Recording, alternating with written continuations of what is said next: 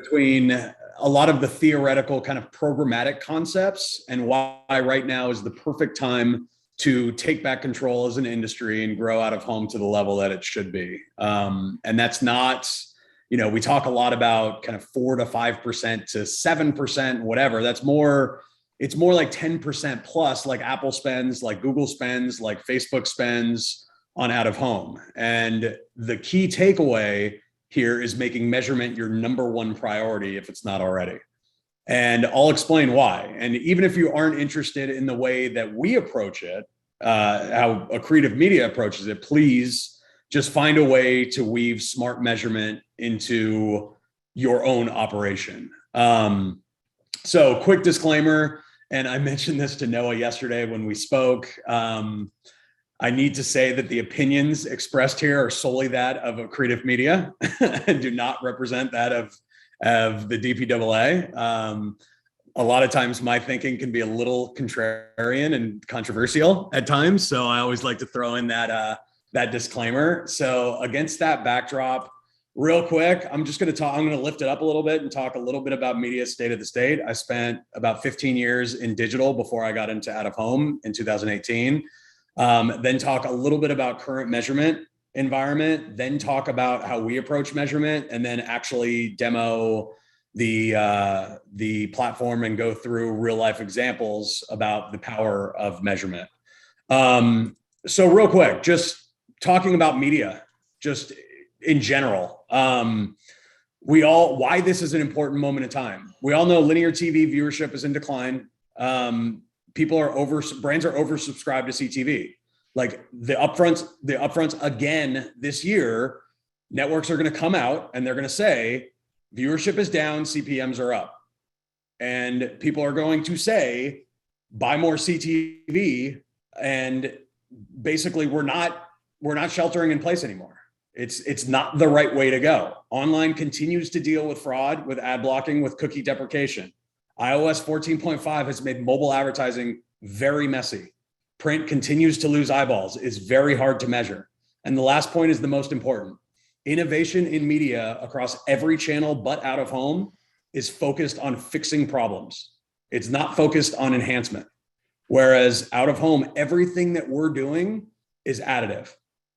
So when you look at that backdrop, you see that we're in an absolutely advantageous position to capitalize on all of these things, not only to lean into our advantages, but to capitalize on what is disruptive in all of the other channels. So what are brands to do? Still need to connect, still need to connect in new and interesting ways. So here we go, 100+ year heritage, high reach, high impact, high recall, high engagement. However, most out of home is limited, right? Targeting kind of sucks. Measurement is directional. It's really confusing. Innovation is slow. If only there was a way to change all of that. Wink, wink, right? 5+ years ago, here comes Captain Ad Tech, and here comes all of these digital players that all came in and overheard at conferences. Here's everything that you heard. Put your inventory on my SSP and money will rain from the sky. Programmatic will represent 90% of out of home within 5 years. If digital buyers can buy out of home exactly like they can buy digital, they'll buy the same volume of digital out of home as they do digital. The two most important players in out of home are Trade Desk and Google. That's what you heard, right? Well, no, that's not what happened. And the reason that's not what happened, and this dates back to a byline that I actually wrote 10 years ago when I was in digital. And the simple thesis was measurement drives behavior, behavior drives results, and results drive spend. And we missed that part. We were focused almost exclusively on how do we transact? How do we make it easy to buy? How do we programmatically execute? That we forgot about the why. Why should someone buy? Why is it important? How can it drive results for my brand? Well, that's kind of important because measurement drives behavior, behavior drives results, and results drive spend. That's how digital, when we were growing digital back in 2005, that's how we did it. We showed results and we grew. So measurement is the key. If you go to leadership meetings or marketing meetings or CMO meetings, it's if I could measure the effectiveness of my out of home more impactfully, I would spend more on the channel. I think out of home I think out of home performs. I've just never been able to prove it. I'd love to be able to loosen my reliance on big tech, but I don't have a satisfactory replacement. You see Facebook as a perfect example, right? Their stock price is in the shitter. Why? Because Apple is destroying their measurement. So now it doesn't quote unquote work. And if it doesn't quote unquote work, it's not yielding results and no one's buying it anymore. So these are the facts. So now current out of home measurement. Well, you have the mobile companies and they've come in and they have great location data, but they're not fully invested in out of home. Their out of home is a hobby, right? They don't understand the unique relationship between consumers and screens, nor the unique needs of disparate media owners, out of home agencies, brands. It's very nuanced what we do. And then you have the omni-channel DSPs and they forget about the experience. Trust me, I ran a several $100 million sales team at an omni-channel DSP. And when we bought a mobile DSP, we didn't do it so we could innovate on behalf of mobile. We did it so we could take mobile dollars. When we bought a video ad network, we didn't do it so we could innovate on behalf of video. We did it to take video dollars.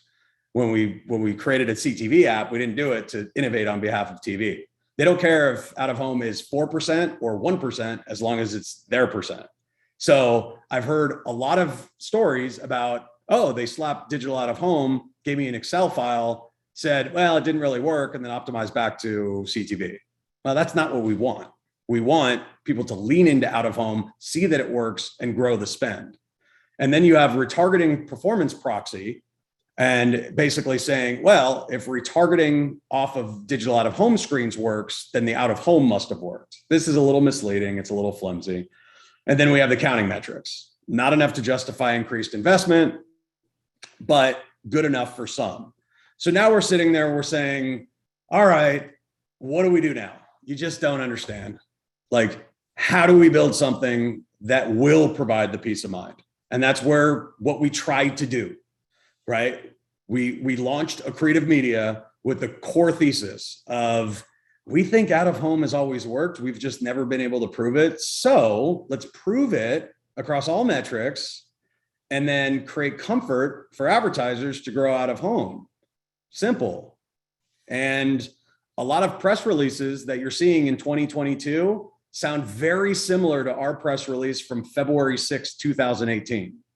On the very right, our platform transforms the outdoor medium into a more addressable and accountable format that drives serious results. So that was the thesis back then.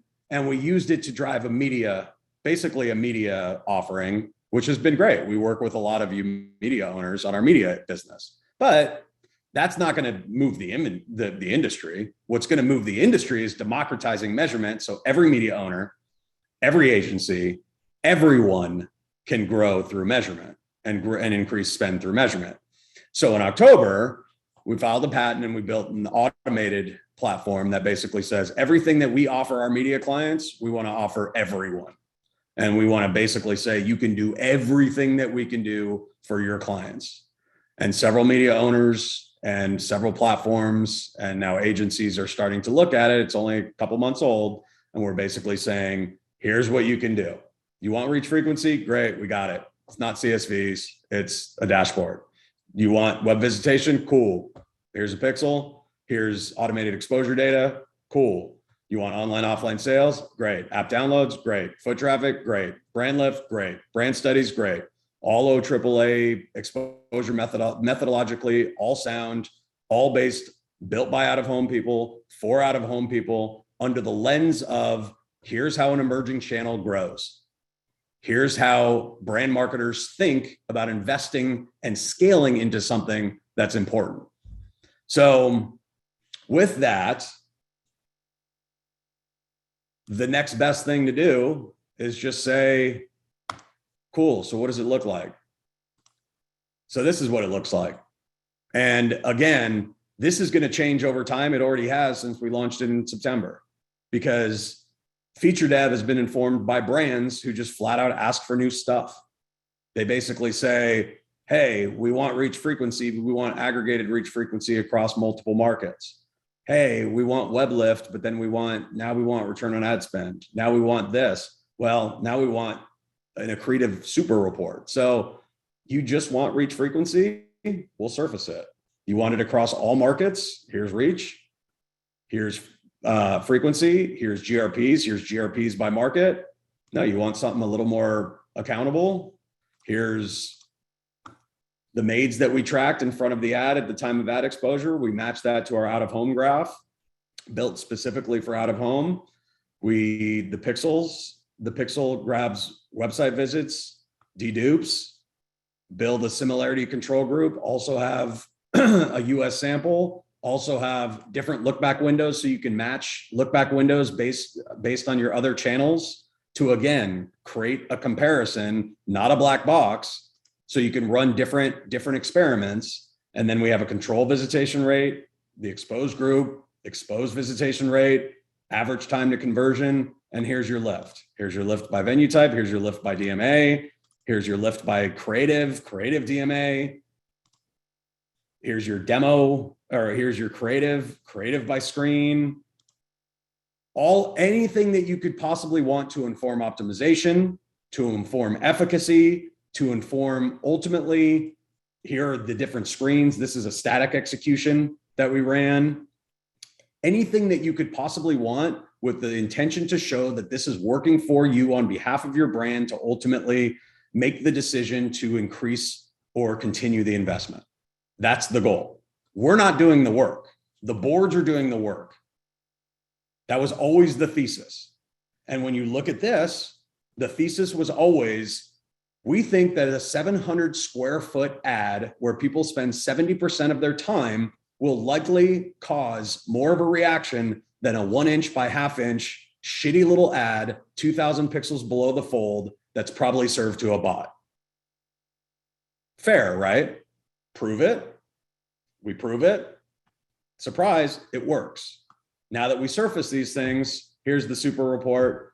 Here's the overview, reach frequency, web lift, return on ad spend, surface all of these things. Now, this is more what advertisers are accustomed to seeing. It raises their overall comfort level to make increased investments and ultimately say, this is a format and a channel where I can get behind and I can do those 7 and 8 figure spends, and I can ultimately integrate into my broader media mix and get to the adult table. So there's a couple other things that are just tactical executions. Like if you don't, we pipe in exposure data from Vistar today, from executionally. If you're static, we automate the exposure capture request. If you don't have exposure data, and we just basically say, here's a template, send us the geopath IDs and the lat longs and the bearings and the what sided the read is for your locations, and we'll do the exposure capture ourselves. We've automated the pixel generation process. So if you need a pixel for an app SDK to ultimately throw on your iOS and your Android MMP, it's just that simple. We've thought of as much as we possibly can. If you want to set up foot traffic, if you want to retarget against connected TV, but you only want to retarget consumers in Syracuse that were exposed to gas station ads, cool. We'll do that. So again, we believe the center of the universe is digital out of home, is out of home advertising. People haven't realized it yet. So we built a platform grounded in out of home that ultimately shows and understands the efficacy and efficiency of how our channel works. And we've just scratched the surface in understanding what it can do. And now we want to share it with media owners and a lot of the learnings that we've ultimately gleaned with our own clients. So with that, I will go back here, and the net of it, and I raced through this so I can leave time for questions. So it's all about accountability. It's all about measurement drives behavior drives results drive spend. And that's been our thesis, and that's been our approach since 2018. And this is not a hobby for us. We win when out of home wins, and that informs everything that we've done. So with that, I'll open it up for questions and let it rip. Hey, thanks very much, Craig. That was extensive. Your platform looks very extensive, and it really can be manipulated. It looks like in any way that is needed. Do you want to just take that down so we could see everybody's faces for questions? And as I kind of summarize here a little bit, please think of some questions for Craig or what, Chris Riley, I'm sure you'll have some coming in as you usually do. What I liked about what you said, a couple of things, one, you talked about other media, and you talked even about CTV, something that I don't know if anybody on this call has seen, and we'll be covering it next week in our member meeting. But Group M has put out studies that show that people do not really like looking at commercials in over the top and CTV because they see it as a subscription method. They see it where not all the services have commercial placements. So there's a lot of kind of low-level hostility to seeing ads in CTV, which is something people should know about. And then what you mentioned also in terms of how does this big screen compare to a little banner of a quarter of a half an inch on the bottom of a mobile. At our summit this year, we had Rob Master from Unilever that spoke about out of home advertising. Digital out of home is taking that little ad on a mobile and just making it more powerful because it's bigger.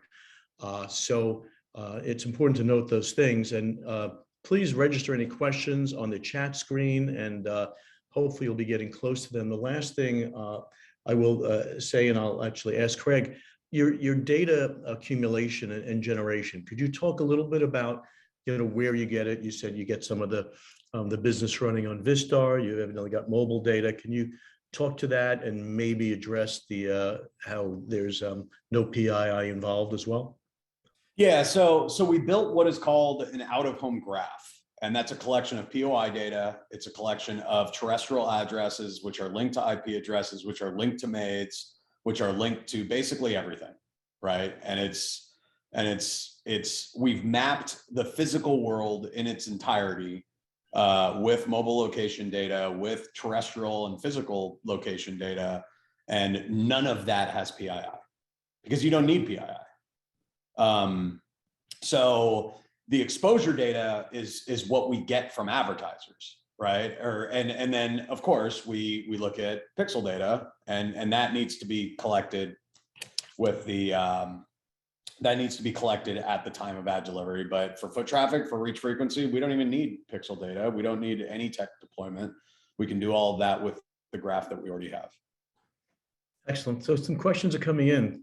Thank you, Craig. Dave Koval, industry leader for a while now at GSTV, has done some great work there. David, he says, do you have a business model to offer accretive outcomes to media owners to use in one-off campaigns if they're not managed through Accretive? Yeah, absolutely. That's the whole goal of this thing is democratizing this solution. And that's why we built it self-service. We have some clients on here that actually have logins to the platform who are running specific campaigns right now. And it's funny. Sam from OneScreen, we're actually doing, we're working with Northeastern University right now to do an academic paper on the effectiveness of static billboards with the Accretive, with Kim Frank and Intermix too. We're all partnering together to do that study with the Accretive Outcomes platform. So we're all working on this thing for the betterment of the entire industry to show the power of this of these boards. And that's the goal. And we have no dog in the fight from a media standpoint. We don't care. We just want to show that out of home media works fabulously, and it does. Good. Bella from Intersection. Hi, Bella. Glad you're here. She has a question that Jeremy Morganti at Screen Vision was typing as Bella kind of came in with the question. So I'll attribute it to both of you. Do you see, relative to people that are not aligned with GeoPath? So she says, Do you see any hesitations or resistance when you share your impressions, reach, and frequency numbers with clients if they're not aligned with Geopath? And then a bit of a follow-up there. What are you doing to validate or assure to clients that the data is clean, swept, and accurate? So we've looked at the MRC process. We may go through that process. All of our data collection, all of our exposure data that we do ourselves is all OAAA approved methodology. We use the exact same methodology for exposure data. We use whatever auditing process we can to ultimately do it. From a Geopath standpoint, we're happy to share any of the data and spot audit or compare notes with any other providers. We're trying to be the source of truth here. We don't really care. We're open with any of our data. We're transparent about all of this stuff. Okay, great. Mary Perella, Craig, how does the out-of-home graph adjust data to measure roadside versus in-venue place? Thanks, Mary. So it's all based on the rules for the OAAA. The OAAA has like dwell time, bearing, have seen distance. There's full-blown rules that are based on view shed calculations based on those exposure guidelines. So I think it's 100 meters for roadside based on bearing, rate of travel, all of those things. Whereas in venue has smaller proximity, different bearing rules, different. So each venue type has a very distinct view shed calculus. And it's all documented in OAAA's exposure guidelines. I'm going to ask Chris from Roadrunner to ask this question himself because I love his Australian accent and he's always got a follow-up question. So Chris, if you're in the sound of my voice, what is your question for Craig? Good day, Barry. Thank you. Craig, great job. Challenging and thoughtful. And I think your commentary regarding kind of build it and they'll come from digital is very apropos. It needs more of the value add that you've got in there.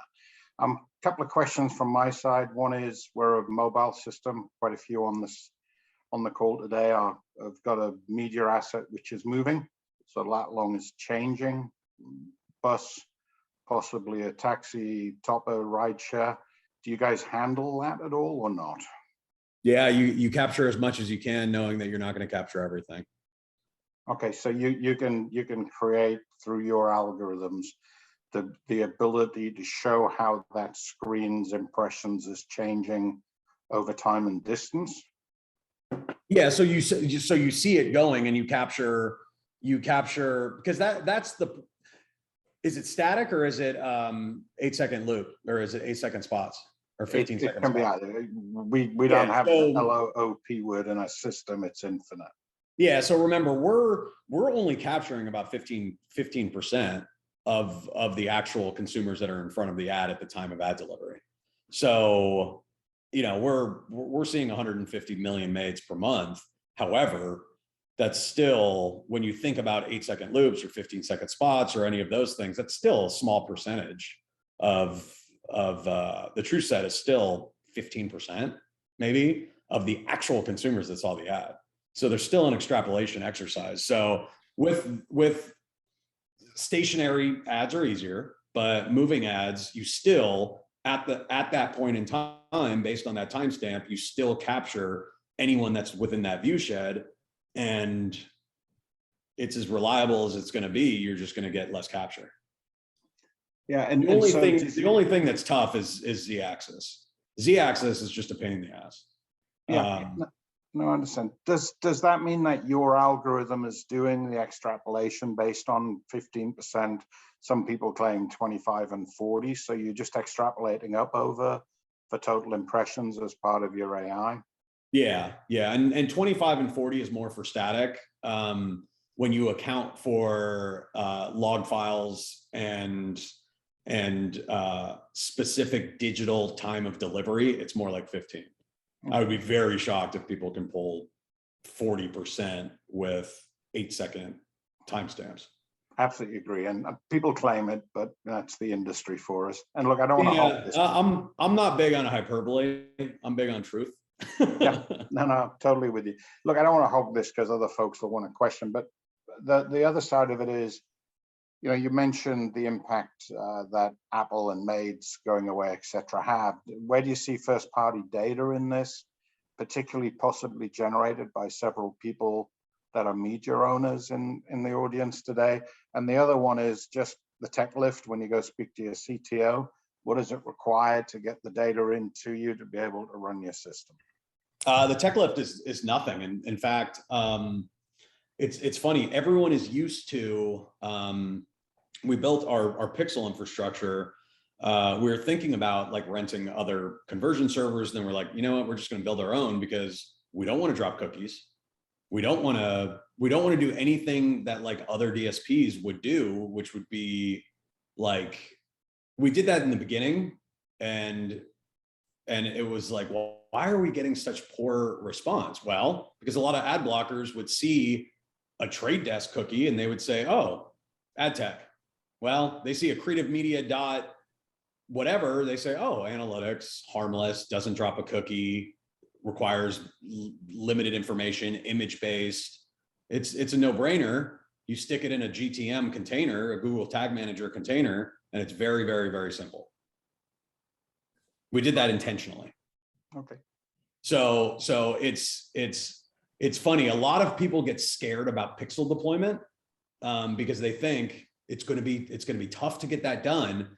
But we have deployed 80 pixels, and it's not challenging, and it doesn't slow down sites. It doesn't do any of those things. Correct. Thank you. Mm-hmm. Well, thank you, Chris, and thank you, Craig. And Chris, I think you're my sidekick on these, so always you're welcome. And thank you for doing this. If there's any more questions, for now, we're going to close it up. But I remind everybody, our big member meeting, Town Hall, is next week with Microsoft, Bloomberg, Wavemaker, and Media Village. And then sign up with Noah for our Cannes Lions experience, if you like. And then also, please come to our We Do Women Empowerment series. And there's lots more coming up that we're going to talk about next week. Craig, great job, Craig. I think that really is it. I'm checking, no more questions. I'll count down from 5 if anybody wants any more. 5, 4, 3, 2, 1. A bunch of thank yous in the chat box from Julia. And I thank you as well, Craig. Really well done. And you could reach out to Craig at Accretive Media. Awesome. Thanks, everyone.